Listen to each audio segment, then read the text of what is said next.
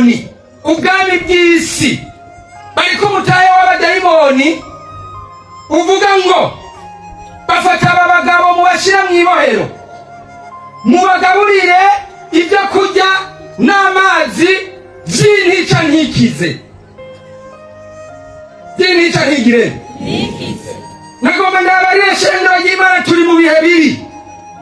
Abadayimoni barahize bati abakristo mugende mubateze kongerekana mu rusengero babe benshi basumbe natwe ukutungana, mugabo mugerageze mubashira ahantu mu gasho, mubagaburire ibyo kurya vy'intica ntigire. Aho rero nibarya ibyo kurya vy'intica ntikize, nitwatera igihugu c'impemu ntibazoronka ingene batwigobotora. Muzosanga inama irimwo abakozi b'Imana benshi, harimwo umwe yoshobora kuvuga ukuri naho abakubona, kubera dusigaye turya ibyo kurya vy'intica ntigire ntikize.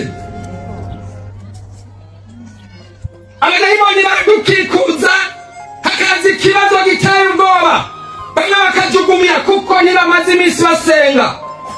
Bibiliya barazitwatse, hari abantu benshi bafise amatelefone mugabe birigurwa 31 nayo bafise. Nawe tuba turi mu rusengero, tuba turi kuri WhatsApp, ku ma YouTube, kuko baradushize mu gasho ko kujinja z'intica ntigire n'ikizi. Ahoze ikibazo abantu benshi bashoboka horoko kabaki, kuko abantu bashobora kugwana nabariye neza.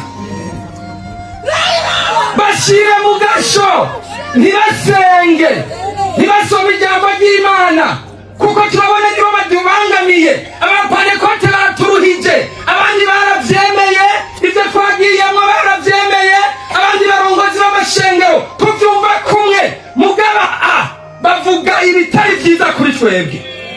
Kubw'ivyo bashire mu gasho, bagaburirwa ibyo kurya vy'iki. Bakozi b'Imana murongora amashengero, nimuze dusubira dufukame turya ibyo kurya bikwiye, n'abadayimoni boza kunyaga ishengero bazosange duhagaze, bazosange tubitende, hama baduca amazosi duhambye abandi.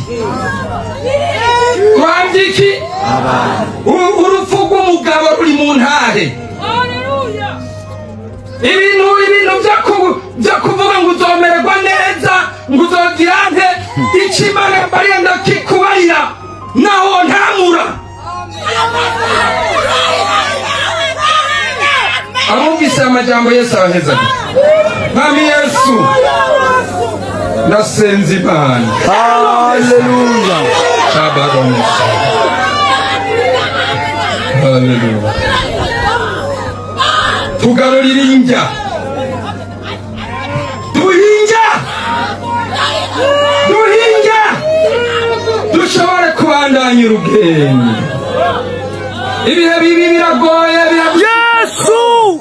Abadayimoni baratugose impande zose, ntibagomba ko dusenga.